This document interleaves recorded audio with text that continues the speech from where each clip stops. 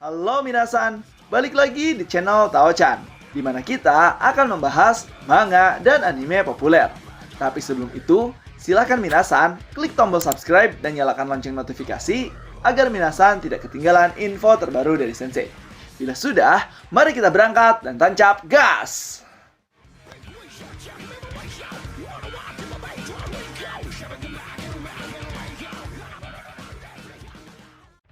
Oke minasan, di video kali ini kita membahas yaitu spin-off Record of Ragnarok pertarungan Dewa versus Dewa, yang mana di chapter ke-10 kali ini kita akan diperlihatkan bahwa plot twist Suzaku melakukan kelicikan. Dia menyuruh Byakko dan juga Genbu untuk mengeroyok Dewa Indra di luar pertarungan Ragnarok Dewa versus Dewa. Malah dikeroyoknya itu adalah di tempat ruang tunggu para petarung Dewa versus Dewa. Jadi akan seperti apakah kisahnya di video kali ini? So, tanpa basa-basi lagi minasan, langsung aja kita gas ke pembahasannya. Chapter dibuka dengan diperlihatkan yaitu setelah Sun Wukong mengatakan bahwa dia akan memenangkan pertarungan Dewa versus Dewa ini demi umat manusia, yang membuat beberapa dewa pun marah karena ucapan Sun Wukong. Di sisi lain, di atas penonton para dewa, ada beberapa dewa yang mengatakan, seperti yang kuduga, situasinya berubah menjadi sangat menakutkan. Ya, begitulah. Mengingat sifat Tuan Zeus, situasi seperti itu sangat tidak terduga. Dia cuma bilang menyenangkan sekali, seolah-olah semua ini bisa diselesaikan dengan sangat mudah. Ucap dewa dan dewi bawahan Dewa Zeus, yaitu pengikut Zeus, Dewi Kemenangan, Nike, dan juga pengikut Dewa Zeus, Dewa Kompetisi, Zelos. Zelos pun yang melihat hal itu terjadi nampak kesal dan mengatakan, cepat kumpulkan pasukan elit para dewa. Apa maksudnya kakak? Tugas kita adalah memastikan keberhasilan Ragnarok. Apapun yang menghalangi tujuan kita, bahkan itu termasuk peserta dalam apokalips ini, aku tak keberatan untuk melenyapkannya. Bahkan kalau itu berarti aku harus melawan keinginan Tuan Zeus, yang ternyata Zelos ini sangat ambisi agar Ragnarok tercipta demi membunuh umat manusia. Sedangkan Nick yang mendengar hal tersebut mengatakan, Sitian Daisheng Sun Wukong bukan satu-satunya peserta berbahaya yang mengikuti apokalips ini. Setelah di sini, Nick dan juga Zelos kembali lagi menemui para panitia dan juga pasukan elitnya. Dia terkaget karena pasukan elitnya telah dibunuh oleh seseorang yang menyebabkan tempat tersebut langsung porak-poranda. Dia berkata, apa-apaan ini? Binatang buas mana yang menyerang pasukan dewa di dalam istana Olympus kita? Namun, seketika dia mendengar sesuatu, ada orang yang sedang tertawa terbahak-bahak. Dan dia adalah salah satu dewa peserta God Apocalypse. Dia pun mengatakan, gambarnya bisa bergerak. Apa-apaan ini? Seperti pertunjukan sandiwara ya. Akhir-akhir ini Valhalla santai sekali ya. Menyenangkan sekali. Ayo, hajar, kalahkan dia, hajar dia. Yang nampaknya dia sedang melihat animasi Dewa Zeus melawan bapaknya yaitu Kronos. Zeus pun yang melihat itu berkata, jangan bergerak. Dewa itu pun langsung menengok dan mengatakan, apa ini? Padahal ini tempat yang bagus loh. Nick mengatakan, kakak, ya tidak salah lagi. Aku ingat penampilannya dideskripsikan dalam laporan, tidak diragukan lagi. Ini dia yang sebenarnya, dewa luar yang pernah dilarang untuk melakukan kontak apapun karena tingkat bahayanya yang luar biasa, yaitu Dewa Untouchable Belial. Wah, ternyata Belial mulai muncul dan akan memporak-porandakan Ragnarok sepertinya. Zeus pun yang tidak terima mengatakan, dasar sampah, beraninya melakukan tindakan biadab seperti itu di dalam istana suci kami. Apa kau percaya kebiadaban seperti itu tidak akan kami biarkan?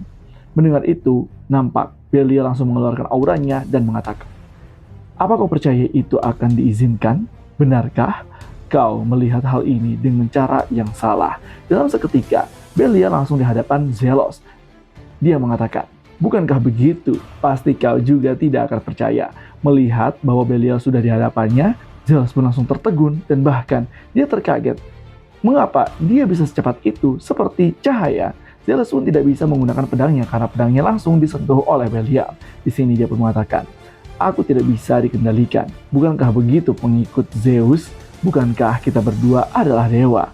Sesama dewa tidak ada yang boleh atau dibolehkan. Dan tidak ada yang bisa mengendalikannya. Kau hanya melakukan apa yang kau mau. Itulah yang dimaksud dengan dewa.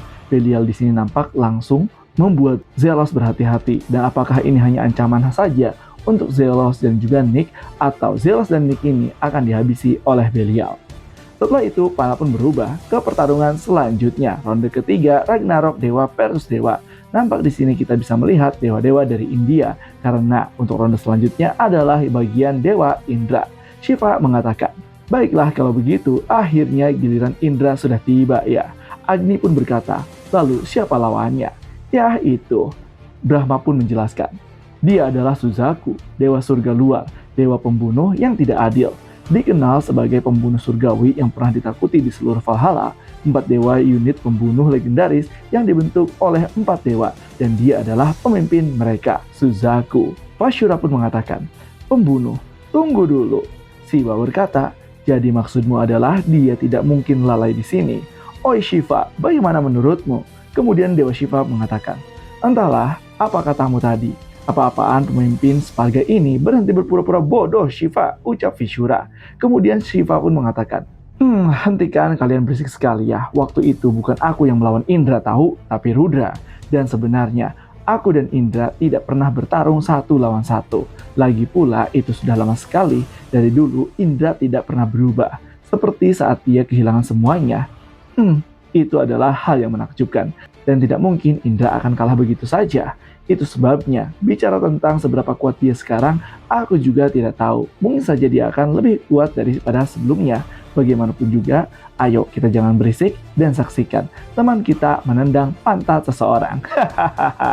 Setelah dimotivasi oleh Shiva, para dewa pun percaya kepada kemampuan Dewa Indra. Di sisi lain, di lorong arena pertarungan Apokalips, nampak Dewa Indra yang sedang berjalan. Namun dia dihalangi oleh seseorang yang ternyata dia adalah salah satu dari 4 penjaga mata angin, Byakko, sang harimau putih, yaitu pasukan pembunuh Dewa Suzaku.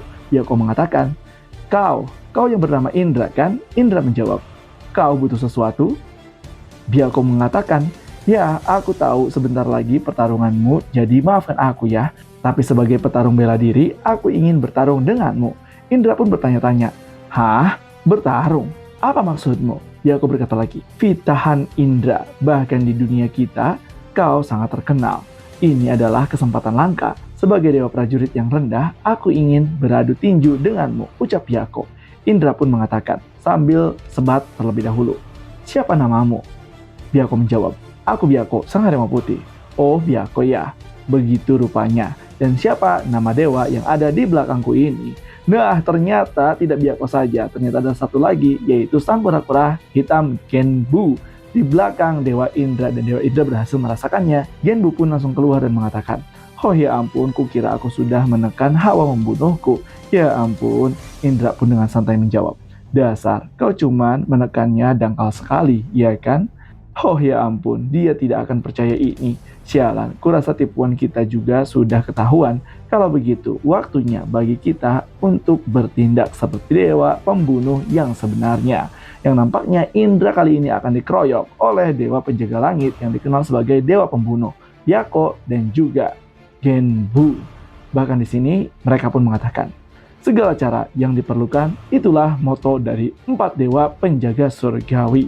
Mendengar hal tersebut, Indra pun santai melempar rokoknya dan mengatakan, "Kedengarannya bagus sekali, ayo kita lakukan," yang membuat kedua orang tersebut langsung terkaget. Di sisi lain, di pertarungan Dewa versus Dewa, wasit pun mengumumkan, "Semuanya terima kasih sudah lama menunggu. Apokalips ronde pertama, putaran ketiga, ronde pertama akan segera dimulai." Di sisi lain, di tempat Dewa-Dewi Yunani mengatakan, "Jadi yang menghadapi Dewa Petir dari India, Indra adalah Suzaku yang tidak adil ya. Ini yang harus diperhatikan ya," ucap Hermes.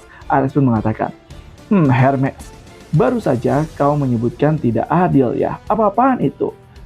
Hermes pun di sini terkaget karena Ares tidak mengetahuinya dengan mengatakan, "Tentu saja, apakah kau tidak tahu? Wah, apa kau serius? Aku kan dewa perang. Aku hanya memastikannya saja tahu." Sambil di sini Ares mengelak padahal dia tidak tahu apa-apa. Hermes pun menjelaskan, Baiklah. Kemudian Ares berkata, "Pokoknya tidak peduli seberapa tidak adilnya dia di pertarungan seperti ini dengan semua mata tertuju padanya, dia tidak mungkin melakukan trik yang seperti itu, iya kan?" Namun di sini Zeus tertawa dan berkata, "Ho, dia dijuluki sebagai dewa luar tidak adil. Sebutan lainnya adalah dewa pembunuh surgawi.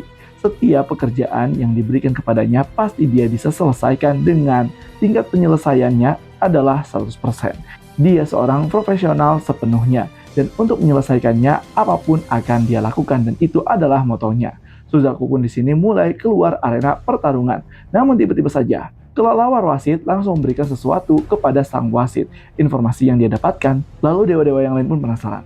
Sebentar, apa ada yang salah? Kalau tidak, ayo kita mulai pertarungannya sekarang. Namun wasit mengumumkan, pengumuman, kami punya pengumuman untuk semua orang. Dewa Indra yang dijadwalkan untuk bertarung dalam pertarungan ketiga ronde 1 ini, saat ini Dewa Indra tidak hadir dan tidak bisa kami hubungi.